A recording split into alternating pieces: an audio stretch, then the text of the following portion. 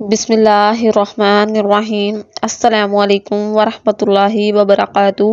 Welcome back to my YouTube channel اسلام کی دنیا ود ربا۔ امید کرتی ہوں آپ سب خیریت سے ہوں گے۔ اللہ تعالیٰ سے دعا ہے اللہ تعالیٰ آپ سب کو اپنے حفظ و ایمان میں رکھے، آمین۔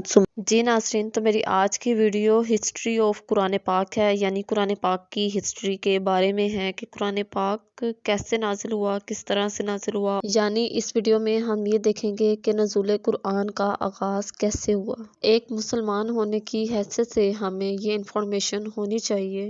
ویڈیو سٹارٹ کرنے سے پہلے آپ سب سے ریکویسٹ ہے کہ اس ویڈیو کو لائک کر دیں، میرے چینل کو سبسکرائب کر لیں تاکہ آنے والی ہر نیو اسلامک ویڈیو آپ تک جلدی سے سب سے پہلے پہنچ جائے۔ جزاک اللہ، شکریہ۔ اعلان نبوت کے کچھ عرصے پہلے آپ صلی اللہ علیہ وآلہ وسلم کو سچے خواب نظر آنا شروع ہوئے، جو خواب آپ صلی اللہ علیہ وآلہ وسلم رات کو دیکھتے صبح ویسے ہی ہو جاتا۔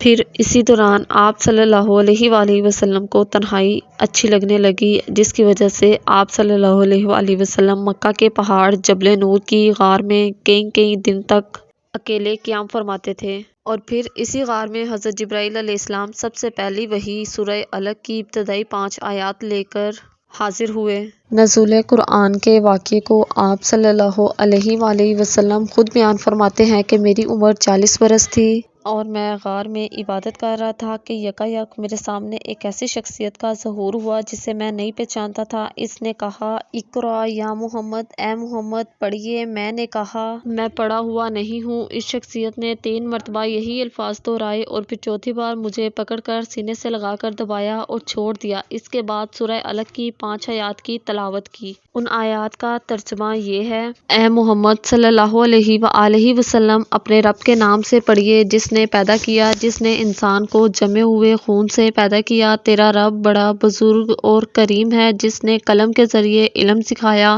انسان کو وہ کچھ سکھایا جو وہ نہیں جانتا تھا۔ سبحان اللہ۔ وہ آیات مجھے یاد ہو گئیں اور حضرت جبرائیل چلے گئے اور میں وہاں سے فوراً گھر واپس آ گیا۔ پہلی وحی کے نازل ہونے کے بعد کچھ عرصے تک وحی نازل نہیں ہوئی اور پھر اس کے بعد سورہ مدثر کی ابتدائی آیات نازل ہوئیں۔ اس کے بعد وحی کا سلسلہ مسلسل جاری رہا۔ یہ سلسلہ آپ صلی اللہ علیہ وآلہ وسلم کی وفات تک جاری رہا۔ اس کے بعد جب قرآن پاک نازل ہو رہا تھا تو اس دور میں قرآن مجید جتنا نازل ہوتا تو آپ صلی اللہ علیہ وآلہ وسلم اس کی حفاظت کا اہتمام ساتھ ساتھ 2 طرح سے فرماتے۔ نمبر 1 کتابت یعنی لکھنا اور نمبر 2 حفظ یعنی زبانی یاد کرنا۔ آپ صلی اللہ علیہ وآلہ وسلم کے دور میں کتابت قرآن کا اس قدر اہتمام تھا کہ جس موقع اور جس حالت میں قرآن پاک نازل ہوتا فوراً اس کو لکھ لیا جاتا۔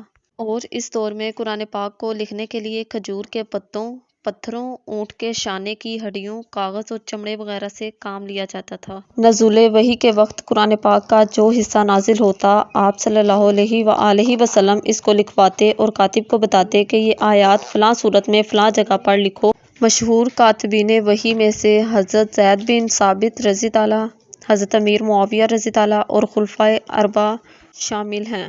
دوسرا مرحلہ حفظ قرآن پاک کا اہتمام تھا۔ جب بھی آپ صلی اللہ علیہ وآلہ وسلم پر کوئی آیت نازل ہوتی تو آپ صلی اللہ علیہ وآلہ وسلم اسے لکھوانے کے ساتھ ساتھ خود یاد کر لیتے اور صحابہ کرام کو بھی یہ یاد کرایا کرتے تھے۔ پھر آپ صلی اللہ علیہ وآلہ وسلم پر جتنا قرآن ایک رمضان سے لے کر دوسرے رمضان تک نازل ہو چکا ہوتا وہ آپ صلی اللہ علیہ وآلہ وسلم حضرت جبرائیل علیہ السلام کو سناتے اور خود نمازوں میں بھی پڑھتے اور رات کو نوافل میں بھی پڑھتے تھے۔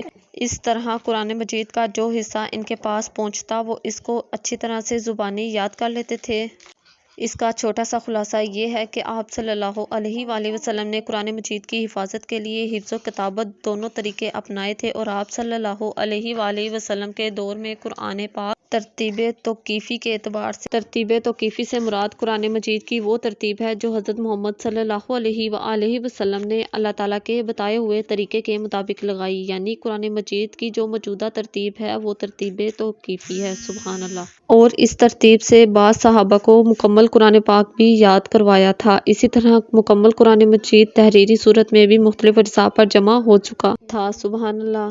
ابھی میں نے صرف آپ کو قرآن پاک کا پہلا دور بتایا گیا ہے دور نبوی، عہد نبوی میں جو تھا۔ اس کے بعد دوسرا دور ہے تدوین قرآن پاک کا دوسرا دور، جسے عہد صدیقی کہا جاتا ہے۔ وہ آپ کو نیکسٹ ویڈیو میں انشاءاللہ ملے گا، تو اس ویڈیو کے بعد وہ ویڈیو دیکھنا مت بھولیے گا۔ ملتے ہیں نیکسٹ ویڈیو میں، اللہ حافظ۔